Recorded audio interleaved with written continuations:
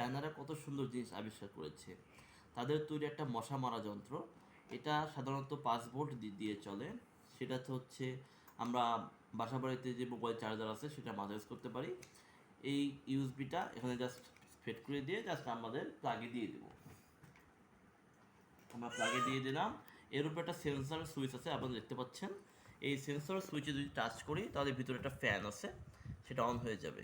এবং এর ভিতরে যা লাইট আছে, এক ধরনের মশার আকৃষ্ট করা লাইট আছে, সেই লাইটগুলোকে মশা আকৃষ্ট করবে।